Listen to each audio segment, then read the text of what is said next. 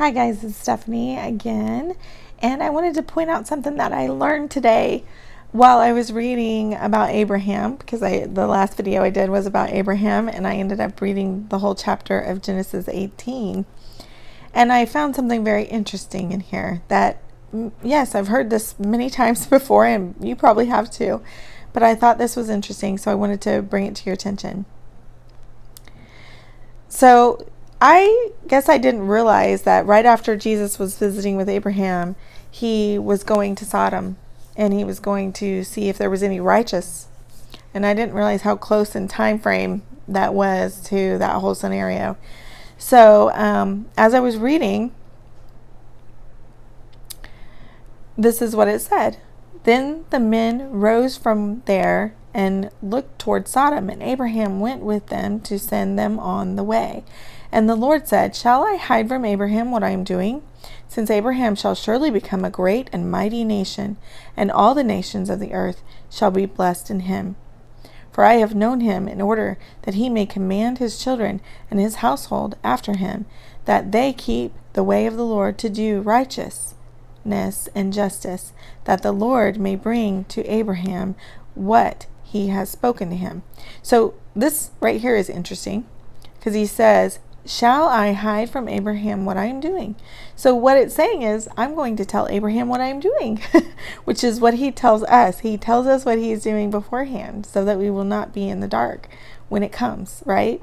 With his revelation and all the scriptures he's given us about the future and prophecy. And then the Lord said, verse 20, and the Lord said, Because the outcry against Sodom and Gomorrah is great, and because their sin is very grave, I will go down now and see whether they have done altogether according to the outcry against it that has come to me, and if not, I will know. Then the men turned away from there and went toward Sodom, but Abraham still stood before the Lord. And Abraham came near and said, Would you also destroy the righteous with the wicked? Suppose there were 50 righteous within the city. Would you also destroy the place and not spare it for the 50 righteous that were in it? Far be it from you to do such a thing as this, to slay righteous with the wicked, so that the righteous should be as the wicked. Far be it from you. Shall not the judge of all the earth do right? So that right there is what I wanted to point out. Okay, so all these views of the rapture and people saying that we are going to be here during that. Well, if we're made righteous in Christ Jesus, he is our righteousness. He has imputed righteousness to us through dying on the cross. Then will he not do what he said he would do? Is he going to, right here, it says, Far be it from you to do such a thing as this, to slay the righteous with the wicked, so that the righteous should be as the wicked. Far be it from you. Shall not the judge of all the earth do right? So he is going to remove his church. This proves it right here, because he is the judge and he will do right. So the Lord said, If I find in Sodom 50 righteous within the city, then I will spare all the place for their sakes. So listen to that. First of all, he prophesied in Revelation all the things that would come on the earth, and they will happen. So he is not going to renege on that because there's righteous people here. What he's going to do is he's going to take the righteous out. He's going to remove us from it, because we cannot be here for him to be the righteous judge and bring judgment on this land. So on this earth. And so that I just wanted to point that out. It really hit me in a different way than I have ever read this before. And I just saw that because I'd always focused on Abraham asking, dwindling the number down more and more. And it goes all the way down to the number 10. If you find 10 righteous, and we know that he removes Lot because he was righteous. So he removed Lot.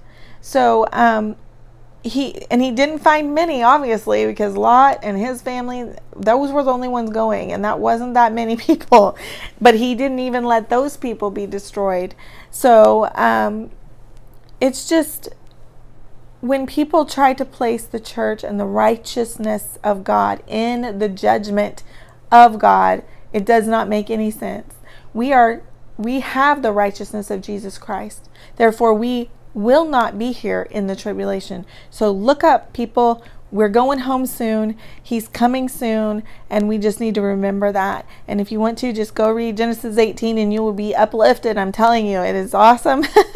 And I pray that this blesses you as much as it blessed me, because it totally just confirmed in me even more than I had understood before. So I hope and pray that this blesses your heart. And I pray that those of you who have not accepted Jesus, have not believed that he died for your sin, he rose again, and he was buried and rose again on the third day. It is a gift of God. It is not of yourselves. Your righteousness comes from Jesus, from what he did. It is not about you and what you can do to save yourself. It is about what he did and believing what he did, so that you can be saved and you can escape the wrath that is to come, just as Lot escaped because God removed him from it. And it says right here, God is righteous. Jesus is a righteous judge. He is going to do right, because he is right. That is how it is. So believe today, because it is coming soon, and the time is at hand. I will talk to you guys later. Be blessed. I love you. Have a great day.